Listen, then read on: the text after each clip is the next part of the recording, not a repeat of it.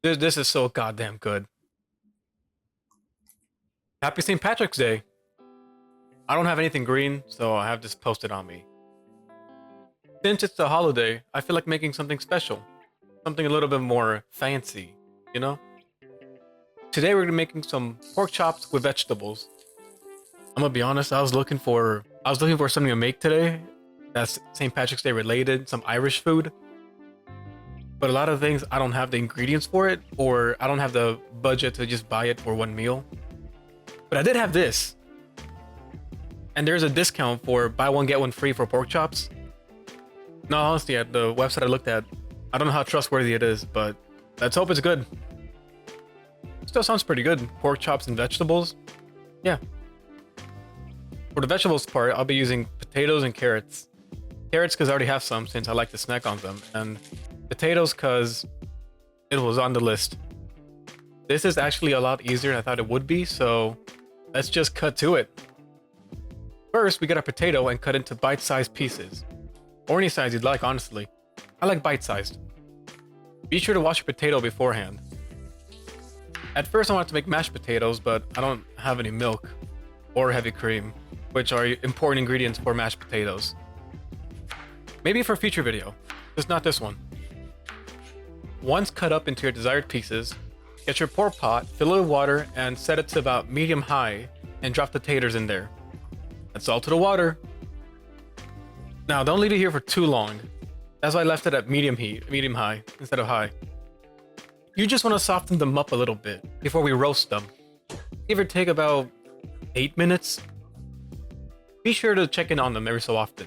Make sure they're not too mushy. I'll just be checking in sporadically as I'm cooking everything else. Next is the carrots. I got baby carrots. There's a trick to make these look a lot fancier than just baby carrots. Cut the edges. If they're too thick, you just cut them in the middle. Now they look like they've been cut from a full carrot, which I technically have.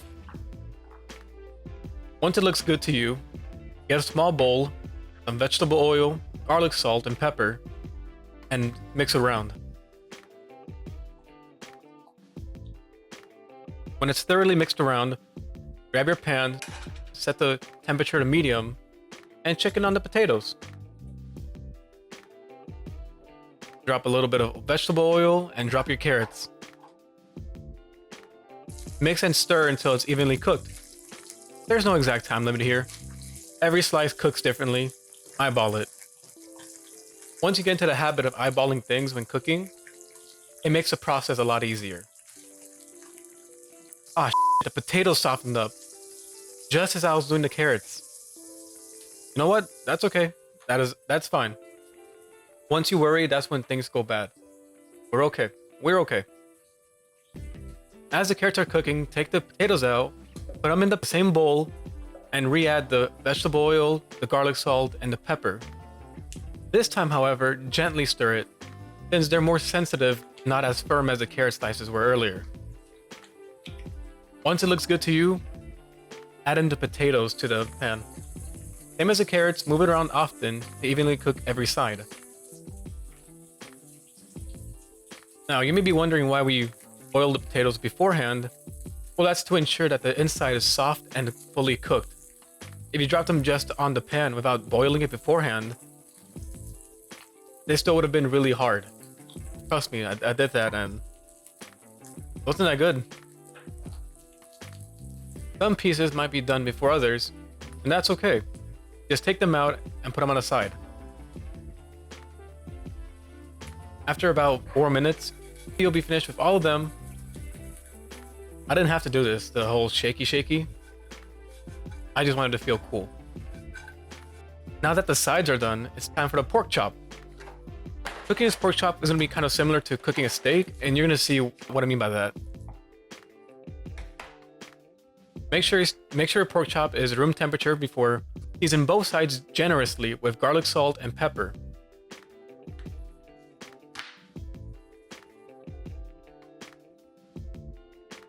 Add some more oil if you need to the pan. Now carefully drop the pork chop, holding it by the bone away from you. This to avoid jumping oil. Cook for about 3 minutes on each side. Or if you're like me and you're impatient, constantly flip it, even afterwards. Oh, my pork chop's starting to curve. I thought people were over-exaggerating when they talk about the curving pork chop. Okay. Okay. I heard to avoid this, slightly cut the edges a little bit. I don't know how.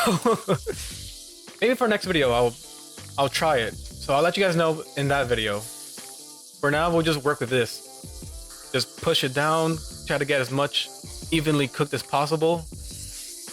It's fine. It is okay. It's okay. It's okay. Once it looks evenly cooked, slightly lower the heat to about medium low, and add some butter. Feels like a steak. Baste the bad boy. Flip it and keep on basting. After about a minute or so of basting it, take it out of the pan and leave it to rest for about a minute. At this point, you can cut the bone off if you like, or keep it for pretty points. I actually suck on the bones because there's a lot of flavor on them.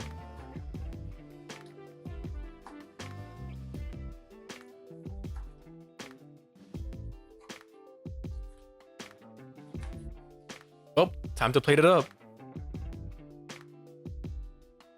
I've actually been practicing my plating for the better presentation.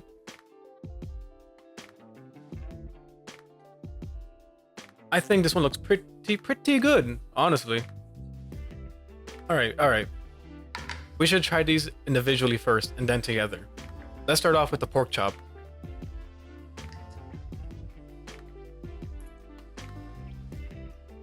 Oh, hell. Oh, yeah. This is so goddamn good.